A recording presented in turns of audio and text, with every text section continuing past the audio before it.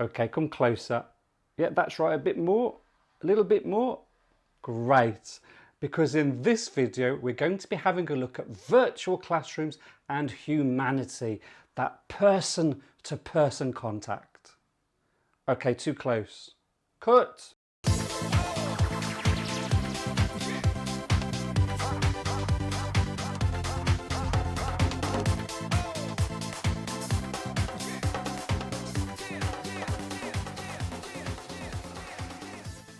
Welcome to the channel. I'm Richard, your virtual classroom coach, and this is the place to share best practice so you can be a virtual classroom champion.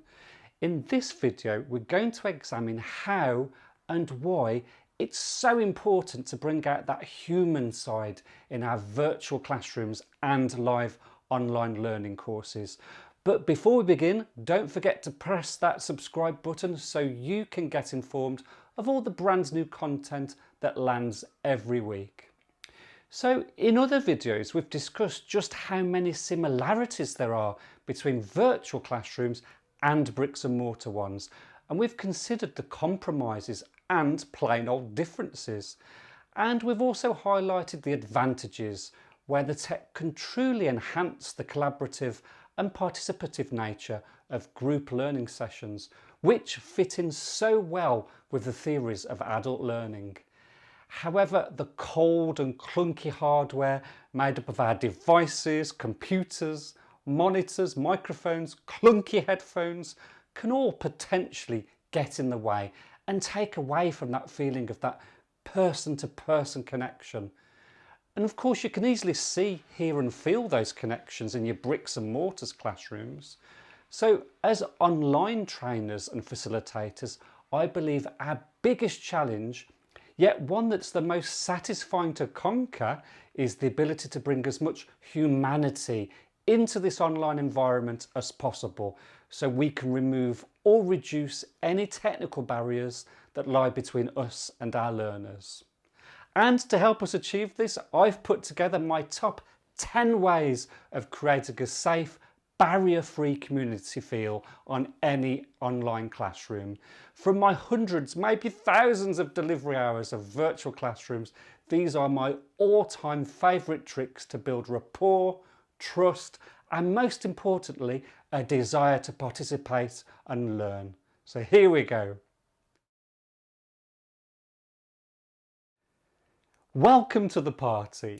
Yes, my number one tip starts when you begin accepting learners into the main room from the waiting room.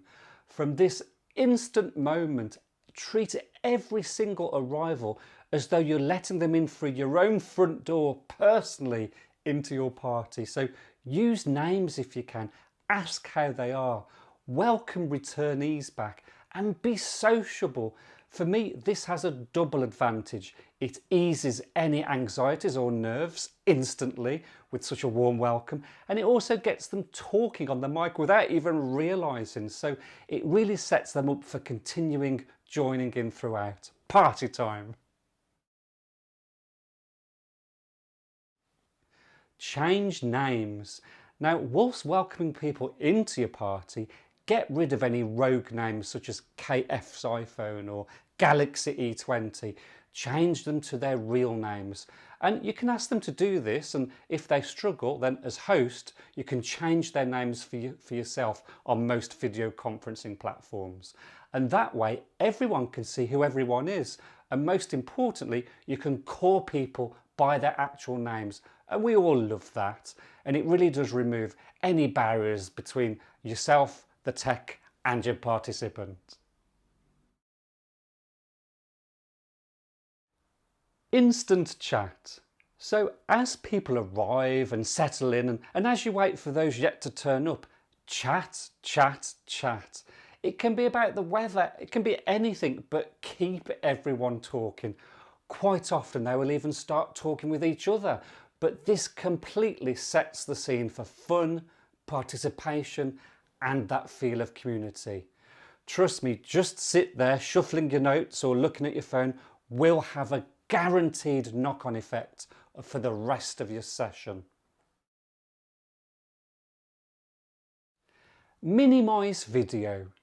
Now, most software, including Zoom, allows you to minimize video. Now, that might seem a bit counterintuitive, but all you're actually doing is minimizing the view that you have of others, and they can still see you. And it also means you're less likely to be looking off camera at their faces, and instead you can look straight down the lens and sort of make eye contact with every participant. Now, it has another added benefit. When a participant talks, the minimized video will display the name of who's talking, which can be invaluable. Trust me, with just a sea of videos, you can never tell who's talking. And of course, because it shows their name, you can praise them by name and encourage even more participation from them and others. Most people love to be praised or recognized by name. Next, nod and smile. This one is such a biggie for me. Now, you may pose a question, for example, and wait for a verbal answer, or someone might just start an interesting point. In either case, the participant might start quite tentatively and worry that they could be saying something wrong or just at the wrong time. So instantly give a big nod and a big smile, and you'll see how it instantly gives that speaker the confidence to continue with their words.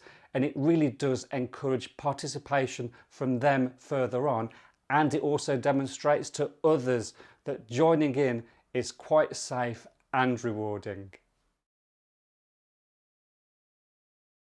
Acknowledge non-talkers. So if you do have non-talkers, remember they may be non-talkers out of no choice of their own. It could be tech reasons, environmental factors, even personal reasons. So if they're participating via the chat box instead, then just accept this as an engaged participative learner. However, the worst thing we could do is not acknowledge their contributions.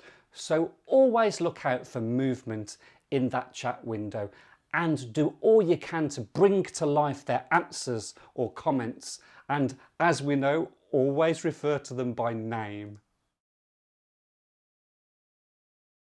Let people speak. Now, it can be difficult when you've lots of participants, and the only way to get answers from everyone is by asking them to type their answers into the chat box. Now, this is great for a bit of order and to gauge general responses or understanding. But the good news is you don't have to leave it there, and you shouldn't. So you can then pick out an individual or two to expand on the mic based on their responses. And when they do speak, definitely pause to allow for more. It's so easy to cut them off and move on because you've heard something you wanted. So definitely give them time, because it can be nerve-wracking for them as well. Close on a high. So we welcomed them into our party, and now it's time to, well, not just kick them out. So an instructional designer doesn't write a big opening, and they don't write our grand finale either, and neither should we expect them to. It's the facilitator's job to do that and to do it right.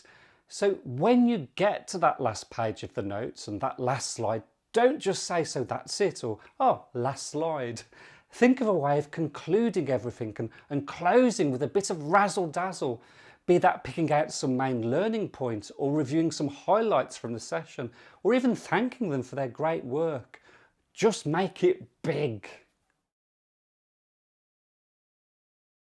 Invitation to return. Just like with any customer, that invitation to return is so important. You've given your delegates a fantastic online experience, so strike while the iron is hot. Pick out any upcoming sessions that relate to or build on the learnings from the current one. Give dates, share links, offer to take bookings. It's as good a time as any. Hang around. And finally, as you close, let everyone know that you're going to be hanging around for a few minutes more in case anyone wants to ask any questions about any of the learnings covered, or any questions about other courses. There can always be people that just don't want to ask stuff publicly. They want a bit more of a private or informal chat with you. So always give them a chance to do just that. Leave your email address or telephone number on the last screen too. And finally, don't forget that big friendly wave. So from my many hours of delivering virtual classrooms, I've discovered that these tips, tricks and little tweaks will really help to build learner engagement, encourage open participation and create a real safe environment where your learners completely forget about the technical connection and just enjoy the human one instead. Yes, even online. Now, there's lots of other best practice videos on here, so have a look at my other content. And also, don't forget to subscribe so you can keep abreast of any brand new videos that arrive. But thank you so much for watching. Until next time, goodbye.